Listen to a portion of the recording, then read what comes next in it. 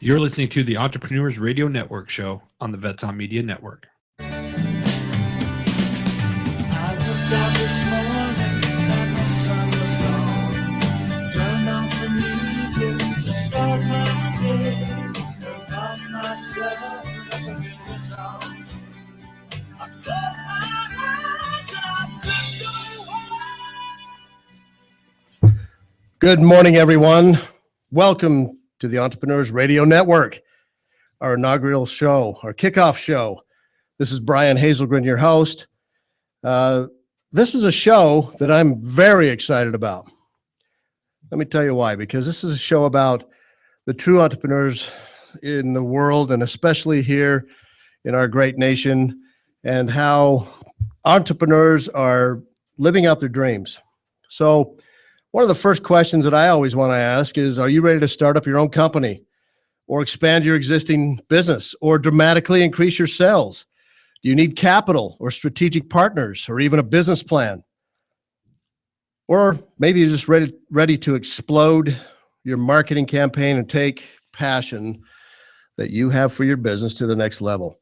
If that's all the case, then you've turned into the right place, because this is your entrepreneurial radio network and the show where we will always be sharing insightful how-to business strategies to help you operate a highly successful business and build your own legacy.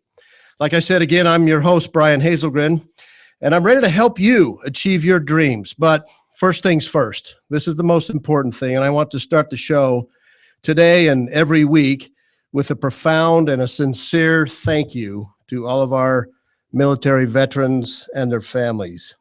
I want to thank you for your service. Thank you for your dedication in protecting and preserving our way of life. This is the greatest country on the planet, and it's because of you that we can do so many things under the banner of liberty and freedom. So thank you. Let's talk a little bit about what this show is going to be about. We're here for the next hour to cover entrepreneurship, small business ownership. And the Entrepreneurs Radio Network show is all about candid conversations about helping businesses not only get launched, but also expand. We're going to have conversations about the challenging but highly rewarding world of small business ownership. Entrepreneurs are the backbone of American business. Entrepreneurs create millions of jobs and come up with innovative solutions to problems. Well, this show exposes all of these key areas of highly successful businesses and the leaders behind them. Through direct conversations about business ownership and management, conversations on this show will highlight the critical areas of business that any entrepreneur, or quite frankly, any manager, must master in order to unlock the full potential of success that I feel awaits every one of the entrepreneurs out there. This show is going to provide a mixture of current and trendy topics that affect small business. We're going to talk about fast-paced and lively interviews with guests that'll be on with us not only today, but also in the future. We'll talk about special topics that small business owners are dealing with every day. And we're also going to be diving into kind of some daily business briefs. And those briefs are things that are affecting small business, whether it's new tax laws, whether it's the Health Care Act, whatever, HR issues, raising capital, marketing your products, selling more of your products. We're going to cover a lot of those things in this show. And I'll do my best to provide commentary on success stories from an array of topics that I would like to bring to the table, plus those that are submitted by listeners of the program. So we want to talk about the best possible methods to help you maximize your positive business growth. Also, as an added bonus on this show, my good friend Shane Chance will be a regular guest on the show to give a woman's perspective about running a small business. Shane has been a small business owner for the past 20 years. She has an inspiring perspective and a message to share each week, but from a female's point of view. So I'm excited to have her on as a guest each week as well, and actually partner with me on this show. This show is supposed to be fun, interactive. It's going to be a good way for listeners to tune in and learn more about business basics, personal skills, and all those things needed to reach success faster and with less pain and failure. So my goal is to arm you with the knowledge and the tools to build a solid business. I want to help you attract more customers. I want to help you develop strategic alliance partners that can help you grow your business. I'd like to also help you attract capital to help you grow and expand, and also help you learn the methods to give back even to the community through charitable causes, and how to have, probably the most important thing, how to have fun in running your business. Here's a thing that I want you all to remember as you listen to this show today and as you listen in the future. We need more entrepreneurs. We need more startups. And it's not just for employment, but it's also for new ideas. I think it's part of the vitality of this great country to have many people starting new businesses and trying new things. So with that said, that's kind of a little bit of an overview of the show. Now I want to jump into why is Brian on the air? Who is this Brian Hazelgren, and what does he have to say about entrepreneurship? Let me just go a little bit over. It's a little embarrassing, but I don't like talking about myself, but we're going to talk to you anyway. Here's what we're going to do. Let me just tell you a little bit about the last 28 years of my business experience in executive management, in business ownership, entrepreneurship, motivational speaking, and business coaching. I've written 10 books on business topics. Several of those have been award-winning materials that have won some pretty cool awards along the way. I've trained over 45,000 business executives in my career and over 3,500 students. I've raised over $1 billion in charitable funds with some amazing people that helped get the word out, and we were able to put our banner on there to say we raised over $1 billion in charitable funds. I've raised over $500 million to help small businesses get launched. I've written hundreds of business plans over the years. Some have worked, some have not. I've even developed online learning modules for people to take advantage of. So if we're not in a workshop, if you haven't read a book, you can also go online and take advantage of the online learning modules. And by the way, just so that you all remember, I'll throw it out here now, and again at the end of the show. Any listener to this show, the Entrepreneurs Radio Network show, can use some codes when you go to my website. And when you use the code, you get 50% off any of our training modules. That's a huge savings. I'll tell you those codes later. Well, let me tell you the codes now. It's Radio 1 and Radio 2. Kind of trying to make it simple. It's on the brianhazelgren.com site. You can check that out later. Let me also tell you a little bit about some of the things that I'm currently involved in.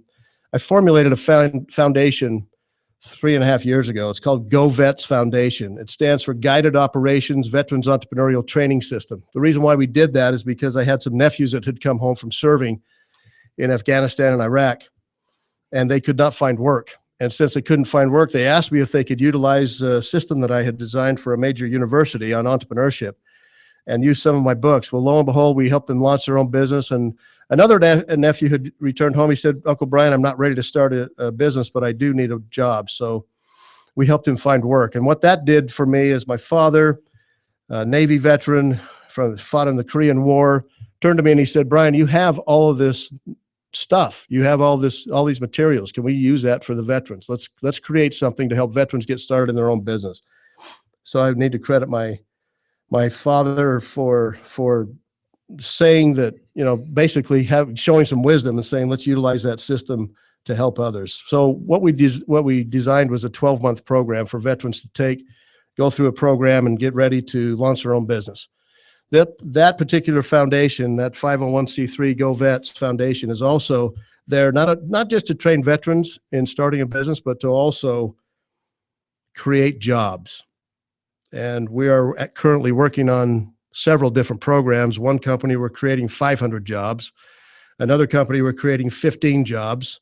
And another company, we're creating 26 jobs. And there's new ones coming online as well.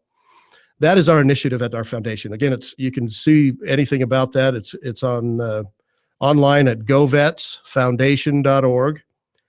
Let me also tell you about another program we're doing, and this is outside of the veterans community, but it's actually meant for high school kids.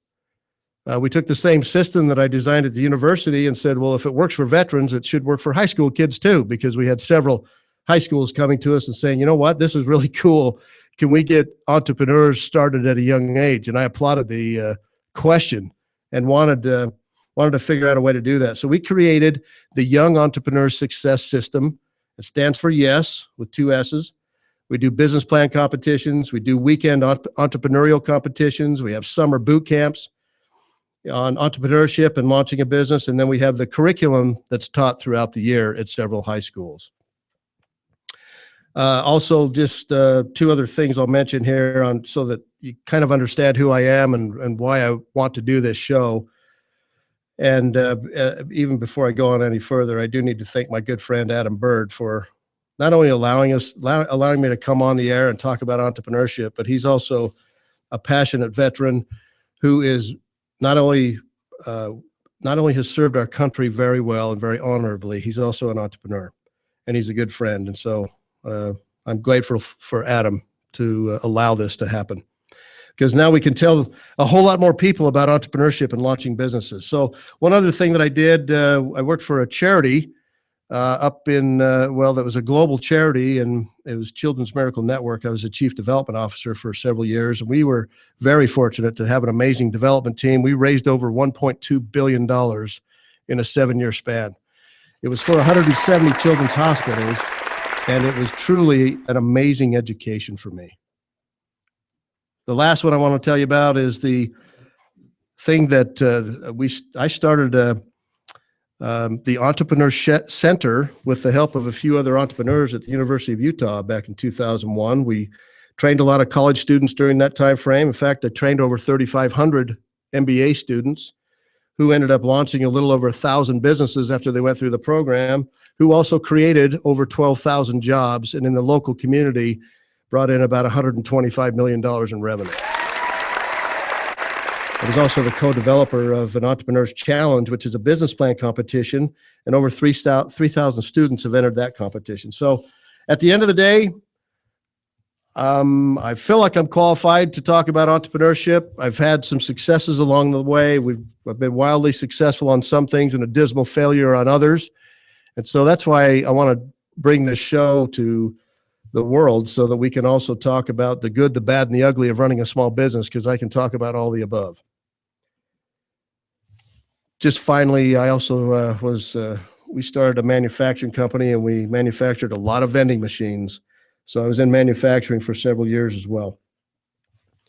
I want to talk a little bit about some of my philosophies before we bring on Shane, my guest, and my partner on the show. I want to talk a little bit about a few things here that I think are necessary for small business owners to recognize and remember. The first one is the best way to predict the future, I feel, is to create it. Just go out and create it yourself. Go out and do something for the future. Henry Ford went out and built the first automobiles. Bill Gates and Steve Jobs created software and partnerships that changed the way we communicate with each other in the world we live in. Mark Zuckerberg built a communication tool that now 1.3 billion people can connect with each other every day through Facebook. And I also want to talk about my dad. Not only is my father an amazing man and a proud veteran, he also is an entrepreneur and taught me some things long ago at a young age when he built his landscaping business and his nursery company. And he has employed a lot of people over the years. So I think that's one thing. Again, the best way to predict the future is to go out and create it. We have a caller? Wonderful. Bring him on. Caller, you're on air. Hello? Hello. Hi, is this Adam? Oh, you know what? This is actually Shane. You know what? Shane. You're online a little early. Well, guess what? This is awesome. Yay. I'm going to put you back on in just a minute because I wanted to a couple of other things and then introduce you right after the break. So hang on tight for just a minute. This is going to be exciting, folks. You're going to love listening to Shane. So hang tight just for a minute and we'll get you right back on. I'll do it. Okay. You're awesome. Thanks, Brian. Would you like to own a thriving business and help employ local veterans? The Vetraplex Handyman Construction and Landscape business is the opportunity you've been waiting for. The Vetraplex is your gateway to an affordable startup business with 0% financing for qualifying owners.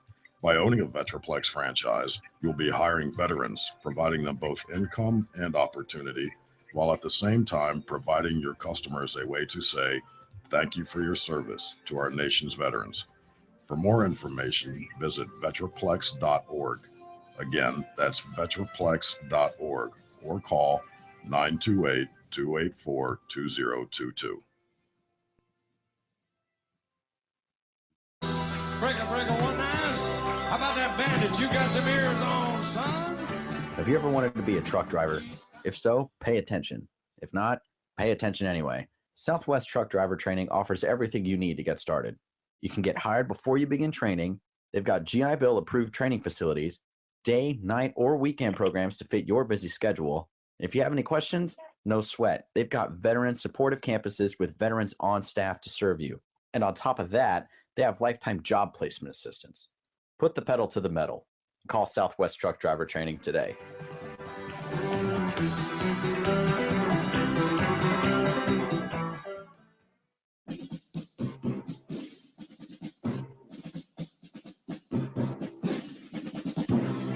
Everyone's going to need an attorney at some point in your life. I'm no different. Hey everyone, it's James from Vets On. Whether it was my last will and testament before deployment or my ongoing custody battle for my children during my divorce, I needed help, so I lawyered up. If you need help, I urge you to contact Capstrom Law Firm. Capstrom Law Firm in Springfield, Missouri services clients throughout the state in criminal law, personal injury, and family law. With over 13 years practicing law, Tom Capstrom understands both law and court procedures and how stressful they can be. Let Tom Capstrom Law Firm and his dedicated staff take the stress and worry out of a difficult situation by calling him today. We feel so strong about the work that Tom and his staff are doing that he'll be a monthly guest on the show. Tom is a veteran and a listener, for God's sake, so you know the guy is solid and will fight for you. Give Tom a call today by calling 417-864-0552 or email Tom at capstromlaw.com. And don't forget to tell him that Vets On sent you. The choice of a lawyer is an important decision and should not be based solely upon advertising.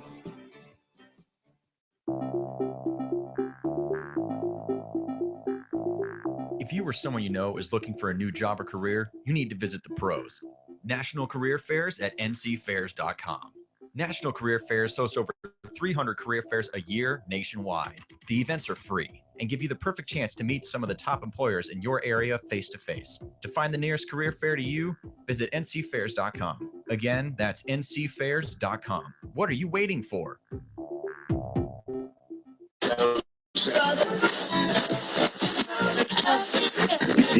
You're listening to the Entrepreneurs Radio Network show on the Vets On Media Network. Good morning, everyone. Again, thanks for tuning back in with us. Again, this is Brian Hazelgren. Excited to be here with you today.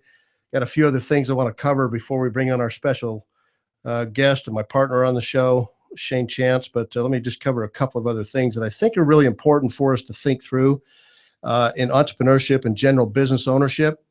Second one would be the most important decision that I think that we can all make is, where do you want to spend your time?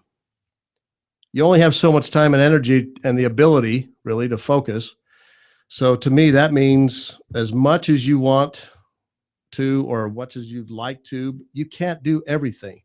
That's a given. So I want you to start focusing on, as a small business owner, receive your full attention, and those that probably shouldn't receive your full attention. What follows from that concept is this. I think it's pretty simple. You need to make hard choices sometimes as an entrepreneur about what you'll do and what you won't do. You get hit with a lot of different requests as an entrepreneur, and from your employees, from customers, from even outside vendors. So it's really important that you make that decision and start setting boundaries. And because everything is going to flow from that, which is actually really the next point that I wanted to make, because the best entrepreneurs don't really come up with the greatest ideas. Here's what they do. Here's what entrepreneurs do. They solve market needs. Entrepreneurs can solve market needs. We're problem solvers. You and I can come up with wonderful ideas all day long. We can come up with the coolest business plan and the best spreadsheets ever. But unless we satisfy a large enough need that's out there, and a need that can support an actual business, that great idea really doesn't mean anything anymore. So remember that one. Here's the fourth one. The one thing that all prospective entrepreneurs have in common is the desire to make their idea a reality. What entrepreneurs need most of all, I think, above motivation, focus, and finance and marketing skills and a brilliant idea, I think we all need to focus on whether or not our idea can be brought into existence. Is there truly an opportunity out there for our idea, whether it's a business, or a product or a service? And unless you truly want to make something happen, the odds are that you won't make it happen. The odds are against you. Trust me. There's too many business owners that fail. I've had students in my courses over the years that have actually come up and thanked me to talk about the good and the bad and the ugly of running a business, because they realized that they didn't want to do that after they went through the program. Well, that's cool. That's not a problem at all, because go through the training, go through and learn what entrepreneurs do. And guess what? If you run a department someday and you launch a new product line, you're going to be more innovative and creative and a better problem solver.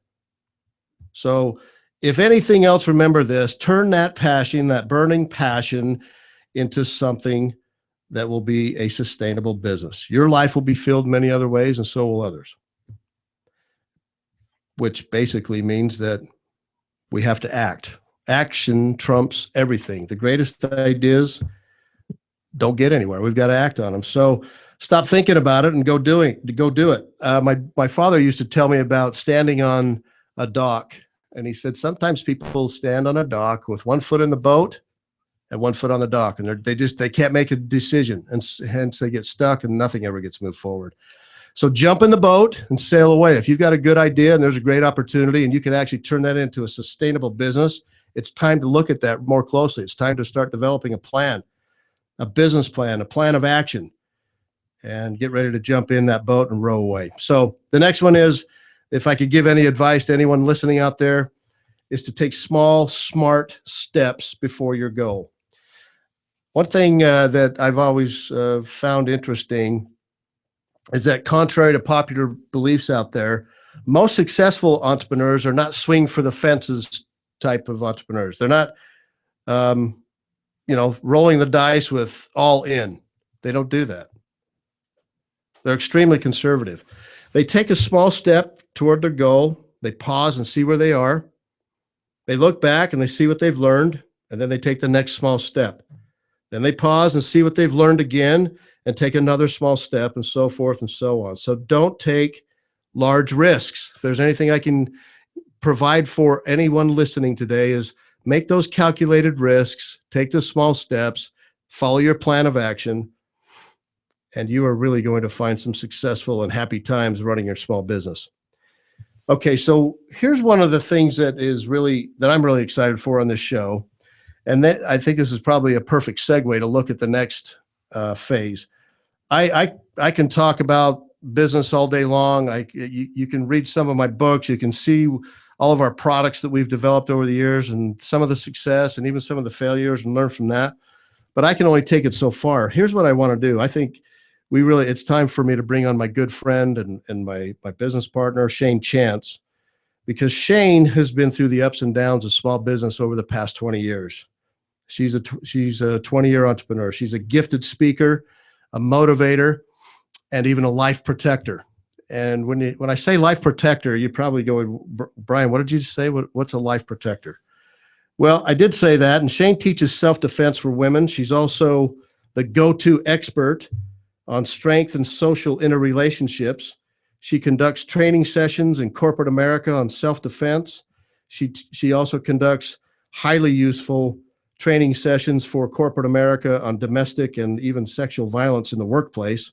And she helps women discover what strength truly is, and build a network where they can find safety. She works very closely with us on our Go Vets Foundation in developing our events for us and new sponsorships and partnerships. And she's also partners with us on our Young Entrepreneur Success System. Having been a former PTA president, she saw the YES program to help high schools and get them launched in their own business and starting to understand entrepreneurship. She said, I really want to help with that. And cool enough, I'm going to brag for Shane on this part because she's really humble and she won't say much about it, but she just released her latest book just last week, actually. It's called Story of Lies, which is also on audiobook and CD. And I've asked Shane to be a part of this program each week to offer a woman's point of view and bring in another perspective. And thank goodness she accepted, because I know you're going to love her insights and her wisdom. So let's bring on Shane and have her on board with us. Shane, are you there? I am, Brian. How are you? I am doing terrific. How are you? Great. I'm doing terrific as well. Thanks for having me on the show. Oh, we're honored to have you here. We're just, I know that as I receive feedback from a lot of friends who are also women entrepreneurs, they were very excited to hear your insights and your wisdom. And so am I. So just I can't thank you enough for being on and actually balancing out the show even better when people get tired of my boring messages and stories. So it's good to have you here. So I've been introducing the show. Well, as I've been introducing the show and talking about entrepreneurships and some of the goals of the show and a few things that entrepreneurs should know about. What do you think so far? What, as an entrepreneur, I obviously haven't covered everything, but what do you think so far of some of these things we want to have a goal for this show to accomplish? You know, as I was listening to you speak, Brad, I think one of the things that you said recently was probably one of the best things that you could have said. I think with some of the changes that we've had in the economy over the last little while, people are a little concerned about the risk. And I love the fact that part of the programs that you especially are involved in are helping them to minimize the risk and maximize the potential of what they can do as an entrepreneur, especially as a young entrepreneur. Excellent. Well, we have together, we've been, and with our other team members, we've been working on and developing entrepreneurs and giving them some tools to succeed at all levels of society, from veterpreneurs to teenpreneurs to college students launching a business, even existing business owners, and of course, women entrepreneurs. If I were to tell you that entrepreneurship has declined dramatically over the past 25 years, let's talk a little bit about your thoughts on why we think it's dramatically declined and what we can do to help fix that. Wow, that's a big question. We could probably do 3 or 4 shows on that topic alone. Yes, we could. But I honestly think, as I look just from my own perspective, which is probably what you're going to get the most of, I really honestly think that it comes down to the concerns that people have regarding economics.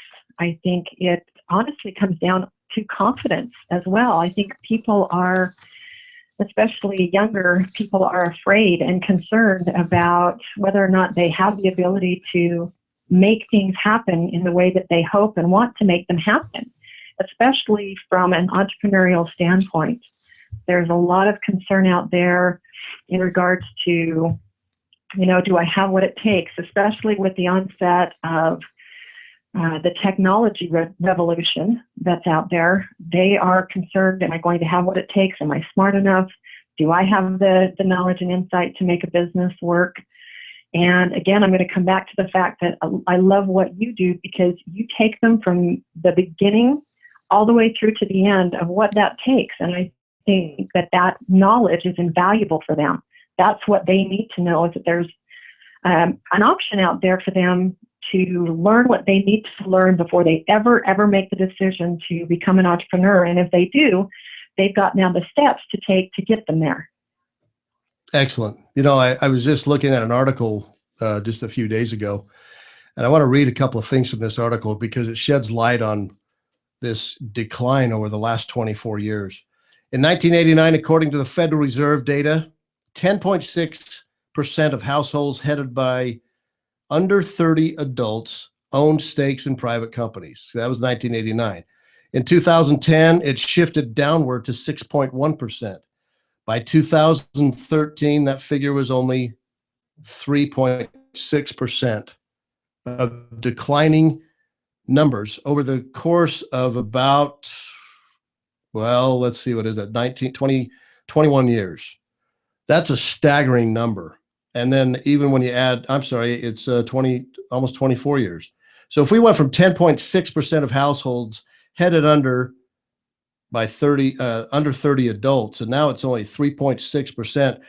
It says here in this article by the Wall Street Journal, the sharp decline in business ownership among adults that are young, even when taking into account the aging population, adds huge worries about business formation in 2015. But then it also goes on to say groups like the Conservative Young Entrepreneurs Success System, our program, and Heritage Academy here in the Valley have responded by creating the Young Entrepreneurs Challenge as an initiative designed to reinvigorate and respect the free enterprise model so that many can only not just dream about launching a business, but they can actually take action and become business leaders and budding entrepreneurs. To me, that was actually kind of nice to hear that, because someone's actually finally taking some notice that entrepreneurship is declining. Ladies and gentlemen, I want to tell you, if we have a declining entrepreneurship population, we have problems. We cannot be dependent upon the government to keep giving subsidies out to everybody. If those of us that are out making the money, and if it's people are on the dole and they're expecting money just to be magically showing up, that's going to run out. We may not even know it may have already run out. But I'm telling you that I'm passionate about making sure that we have entrepreneurs trained properly and ready to launch a business that they can find success. So that's one article. We'll reference a couple of other ones here later. Before we cut to break, Shane, I want to cover maybe just one other thing. We got about just a few more minutes, and we've partnered with through our YES program and through our Go Vets program, both for the veterans and for the high school students. We partnered with Heritage Academy here in the Valley because they're entrepreneurial as well. They want to take this message out as far and as broad as they can to help motivate high school students about looking to the future and thinking about starting a business. We've got many veterans who are owning businesses who are helping these high school students as their mentors, even as judges in our competitions. By the way, Heritage Academy was also founded by a veteran. Earl Taylor is a wonderful man, and he developed one of the first charter schools here in the state of Arizona back early in 1995. Today, they have 3 campuses here in the Valley. They love talking about our freedoms, our liberties. They love talking about our founding fathers, and Heritage Academy is dedicated to youth and their growth and their development. So as a past PTA president, Shane, you were heavily involved in education for kids, and we don't hear about things like this where your high schools are teaching entrepreneurship. This was a huge initiative for you and I to look at, and our other team members. So where do you think we've gone wrong in our society and teaching our children, and what do you think we can do to fix it? Before you answer that, we have just a couple of minutes before we cut to break. So we'll go ahead and I'll let you answer that question, but I want to come back to that question after the break as well. So where do you think we've gone wrong in teaching our children about entrepreneurship and free enterprise, and how can we fix that? Well, I'm going to say I think where we've gone wrong is that we didn't teach it. And even today, I mean, honestly, I wish that had been something that had been taught to me back when I was in high school, because I would have jumped all over that program. I love the fact that they are teaching and giving some options to kids in high school to get college credit and things like that. But entrepreneurialism is huge. And I think the fact that we didn't teach it, or we don't teach it, is where we've gone wrong. Like that answer. I love it a lot, actually. Just as we look at coming up on just a little bit of time here, I want to read a statement. About, where was this? This was from the Harvard Business School. we need quote, we need startups not only for employment, but we need them for good ideas. I read Love this that. earlier. Love that. They also talked about this is really part of the fabric of our nation. Not only do we need brighter ideas, we need to figure out if there's truly an opportunity out there. I can't tell you at times in my life, even when I got excited about a particular product, many times I have been successful in thinking that there is an opportunity because we went out and did the research and we did our studies and we were able to roll it out based off of knowledge that people actually wanted that product or service. Other times we just jumped into it, didn't have a business plan properly written, didn't have an action plan put together, and we ended up failing. Which also reminds me again that if this is part of the vitality of our country in teaching entrepreneurship and having good ideas ready to be launched, then we need to have a lot of new businesses starting new things.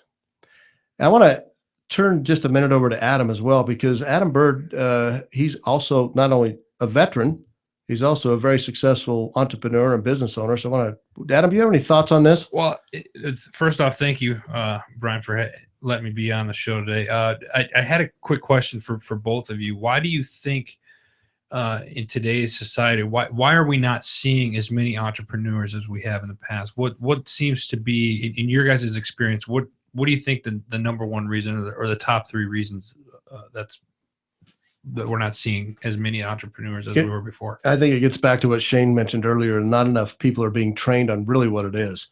When we first brought the idea of the YES program to the high school students, at first the public administrator said, well, we're not teaching that. We're already teaching economics. And my point back to them was, that's great, but it's kind of boring. I thought it was boring in high school. I thought it was boring in college. Not to offend anyone, but we need to talk about what it really is like running a business, starting a business and running it. And so that's why we need instructors who have also been there, done that. That was the success that we had at the university with that training and 3,500 students. We got high marks because it wasn't based on theory. It was based on reality. Here's what you need to look for. So I think that's one area. Shane, what else do you think is what we can do? Honestly, I think we're overcoming or still trying to overcome former belief systems. I mean, if I think back to when I was in high school, honestly, women starting businesses not only was shunned, it wasn't even really thought about or pursued. I mean, admittedly, that's been a long time ago, and I'm not going to admit how long ago that's been. But the reality is I think we're still overcoming some past belief systems. If you look nationwide, women still make less than men. They do. And there's a pattern there or a belief system that we're still working to overcome as women in general, but as women entrepreneurs, big time. So I think that's part of the problem that we're still facing and addressing today as well. Good point. I also think that when you look, I'm going to separate these two kind of vertical markets out a little bit with actually three vertical markets. With college kids, the 3,500 kids that went through our program over a 10-year span, only 1,000, little over 1,000 started a business. Okay. And that's, when you first hear the number, it was 34%, but to me, that's only 3 in 10. And that's not a good number. Right. I've heard that it's a good number, but I don't believe that. I think we need to have 7 in 10 starting businesses after they go through this program. And I think what we've basically become as an economy, or a society and our economy, is that we've become fat, dumb, and happy that someone else is going to take care of it. Well, I think needs to be a lot more people. And what we're seeing with our young people now in high school, these kids that are going through these programs that we have and the competitions that we have are as bright or even smarter than the MBA students back in 2001. I'm truly amazed that every time I'm standing in front of them and the questions they come up with, the ideas they come up with. So I just think we need to help our public educators understand that entrepreneurship has got to be in the curriculum, and it's got to be taught by people who understand, or at least people that are trained and understanding what entrepreneurship is. You know, one of the other things, Brian, that if I could is, you know, growing up, I was always taught, you know, work hard, you know, and stay at one job for, you know, 30 plus years, and then you know, retire and be happy with that, you know. And I was never encouraged to start your own company or this and that. I kind of branched out, and I was, you know, a little bit of a rebel in my younger years. So I found the hardest way to do something, and I would do it. Yeah, I would do it that way. And I'm seeing even more so now is people are starting to break out of that mindset as, oh, I'm going to work for this company for the next 20, 30 years and then retire. And there's no guarantees now. So I think being an entrepreneur, starting your own, but yeah, there's no guarantee. But if you jump in, you learn not only more about yourself, but you have that more of a, I think, at least the last 3 years, I've found that I have more time where I can spend with my family, and I can put my priorities more in perspective. I love that. That's perfect.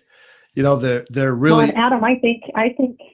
Go ahead, sorry, Shane. I didn't mean to interrupt. No, but go I was ahead, just Shane. thinking Adam made a great point for why entrepreneurialism is an awesome way to go.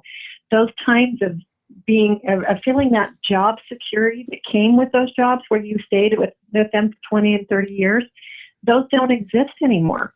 It is so rare No, that they don't. I mean, there's no such thing as job security. Nothing. And when we used to be vetted and have some tenure with a job, we felt like we had some security.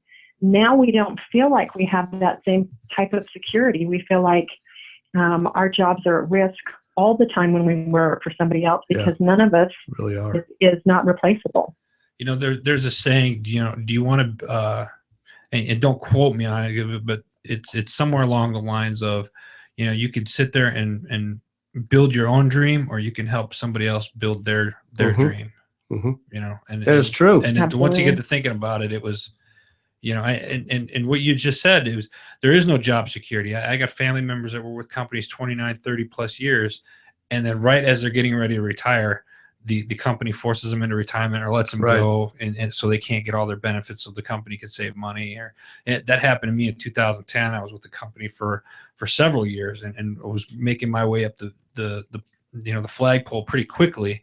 And in fact, at the time, I was the only manager in that division without a bachelor's degree, which was unheard of at the time. And I started making too much money, and they ended up doing a big shift, and they decided to let me, you know, lay me off and let me go. And that's when I really started to turn around. You know, I'm a single parent, so for me, time with my son is very important. So I made a goal to myself. I said, I'm never going to let somebody tell me whether or not I can go to my son's football game or whatnot. Mm-hmm. So regardless of how hard life is going to get financially, if I do, you know, it's profit with a purpose. If you believe in what you're doing and you can make a profit out of it, as long as you keep your eye on the prize and focus on doing good, then I think everything else will work itself out.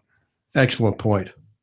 One of the areas that we're also working in with at least with the YES program, combining it with the GoVets Foundation, we're actually going to be presenting to 27 public school districts and superintendents of those public school districts. Right now, we're working with a lot of charter schools and private schools that take on our YES program.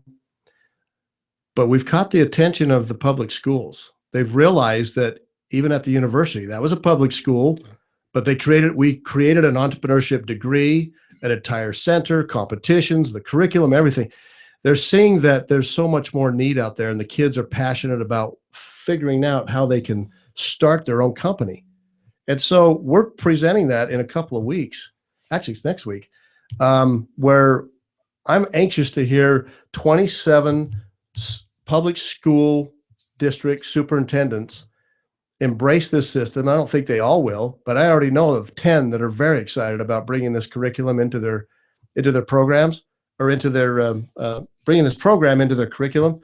It's kind of refreshing, and I can't wait to have that discussion, because our YES program is really starting to catch fire. Why is it catching fire? Because what you just said, they've seen their parents work, they've seen their parents get laid off, they've seen the trials that they go through financially because they're depending upon that paycheck. Well, I'd like to turn the tide here a little bit, and let's start creating our own paychecks, and let's start creating jobs for other people that they can come and work with us and enjoy the fruits of our labors. And can't wait for that to get bigger and better. All right, so let me just cover a couple of quick other areas here. I want to talk just a little bit about marketing trends for 2015. I'm not going to have time to go through all of these. In fact, each week we'll come on, we'll talk about some of these important marketing trends as some of the experts look at it. The very first one, number one on the top of the list for small business owners that we all need to be thinking about, not only thinking about, is putting a plan together like now. The number one issue is that mobile first will replace mobile friendly. A lot of us have a way to market our products on our website and have the website also be viewable on a tablet and also on a smartphone. But the way the trend has now shifted, I'm not sure if we're all aware of the fact that there is this huge population of people, even some of the baby boomers that are on their phones all the time and they're looking at websites and buying products. We've got a huge wave of high school kids and college kids and millennials and even new parents developing their families. We hear a lot about the importance of a responsive, mobile-friendly website.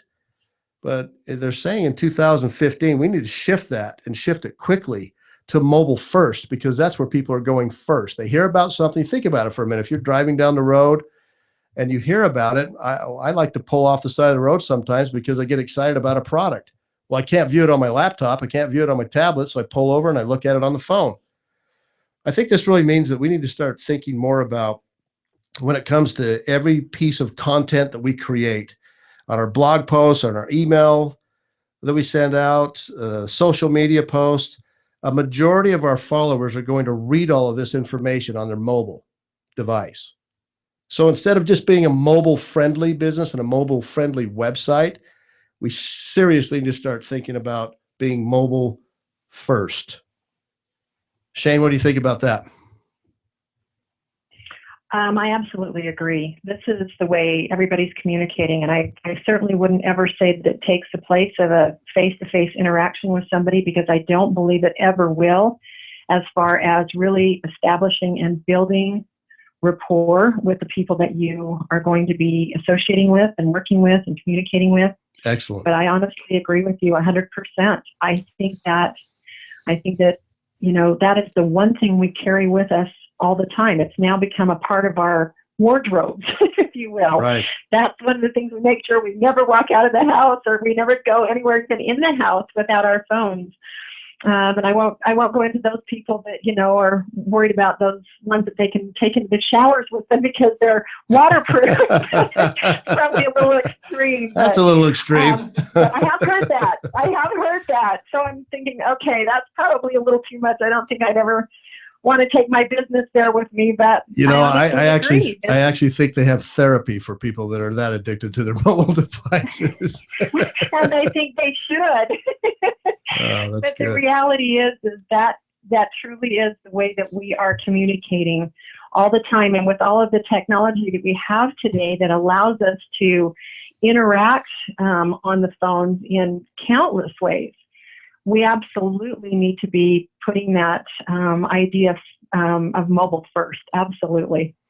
Adam, do you ever get overwhelmed with everything that we have as business owners? You got to have a website. You got to have a Facebook page. You got to have an Instagram page. You got to be mobile friendly. And now I'm saying you got to be mobile first. I tell you, Twitter. I think I've got like half the side of my head went gray after you said that. You know, these last couple of years, I've definitely gotten more gray because of it. You know, it is amazing with all the things that you have. But here's the one thing, if I can recommend it to all the listeners out there that are thinking about going into business for yourself, one, it's not going to happen overnight. You know, you have to be patient on this. And if you try to jump the gun on stuff, you know, you could make a mistake and it could put you back 6 months to a year, or sometimes even more, depending on how catastrophic that mistake is. So the key thing is be patient. If you're wanting to put up a website, have a list of things that you want to get done, and then just start checking them off. Website for us, excuse me, website for us. We were fortunate enough that I networked and we were able to get a website done within about 2 months. Prior to having a professional website done, I learned how to do coding, and we had somebody else, and it was, and I'm not an IT. You meet me, I'm not an IT guy at all. I act like I know what I'm doing. I make it look good, but it sound good. I have no clue when it comes to coding. And you stuff are not like alone, that. brother. It's just like, man, what? I don't know, No, but it looks good. So we're just, how'd you do it? I have no clue. I spent hours of YouTube and It looks great. and whatever, but it looks all right, and it functions. It could be totally wrong, from an IT perspective, but it works. So, sometimes you have to kind of start there and work your way into the bigger things. Don't expect to go out and be like, oh, I'm going to have this $20,000 website and this, I'm going to spend $50,000 on getting the mobile app done. And, whatever the case is, take it slow, create your list and go piece by piece. You don't have to have everything overnight. Great advice. I love it. That's actually huge, Brian. If I think about my own business, when I started getting involved in women's self-defense and things like that 20 plus years ago, this was a very hush-hush topic. Mm-hmm. People didn't talk about this. People didn't bring this out into the open. They kept it very quiet. And even the government, if you want to, the judicial system was not necessarily on their side. So getting women to step forward and to publicly deal with these issues, that wasn't even on the radar. And so I look at where my business is now compared to where it was 20 years ago. And yeah, it does. Adam, you're 100% correct. Depending on what you choose to do, it could take quite a while to get that business flowing and going the way you want. And you have to be patient. Excellent. I love it. You guys have some great comments.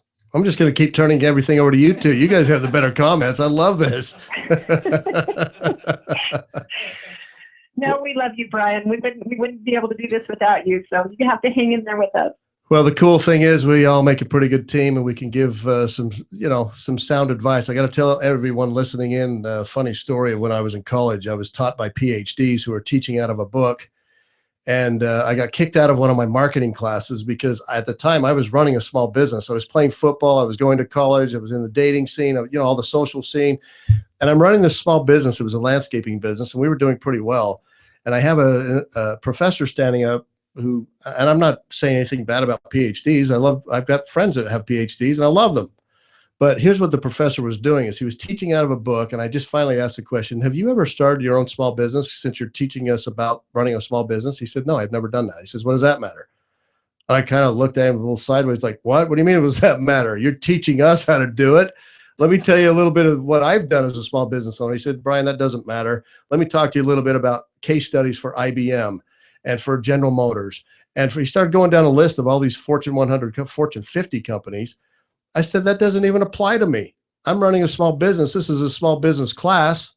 Guess what? He showed me where the door was and asked me to politely leave, and I didn't come back. So it was kind of an interesting, an opening eye-opener for me with that. And I vowed when I taught at the university level, just as an adjunct professor, to come in and never have my students have that experience.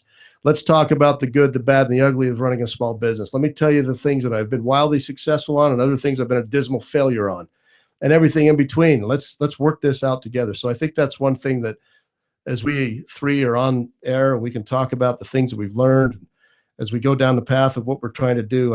I want to, Adam, thank you for your insight. You're awesome. And Shane, I told you all, she's pretty amazing. She's pretty awesome. And it's wonderful having her on with us. As we, so thank you, Shane. As we wrap up today, just in the last couple of minutes, if you have any comments, send them directly to me, brian@brianhazelgren.com. You can go to my website at brianhazelgren.com. And by the way, my name is spelled with an I, B-R-I-A-N. And the last name is Hazelgren, brianhazelgren.com. Also visit our website at govetsfoundation.org. And take a look at our other site at yesrocks.com, YESS rocks.com. We're on a quest to make positive changes and bring to pass better trained, better armed, and more motivated entrepreneurs. That's my goal with this show. I want to bring on guests that are lively. I want to talk about how we can make things better for our economy and for our nation as we develop more companies who can create more jobs and come up with new innovative ideas. So I hope you'll join me on this quest, and together we can make all kinds of positive changes. I want to end today again, like we started earlier, with a profound thank you and a sincereness to my thank you to all of our military veterans and their families. Thank you for your service. Thank you for your dedication in protecting and preserving our way of life in the greatest country on the planet. It's because of you that we can do so many things here under the banner of liberty and freedom. And as Abraham Lincoln so eloquently stated over 150 years ago, honor to the soldier and the sailor everywhere who bravely bears this country's cause.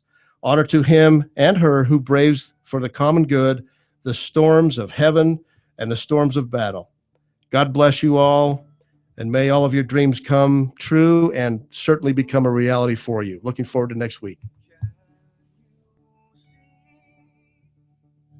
By the dawn's early light, what so proudly we hailed at the twilight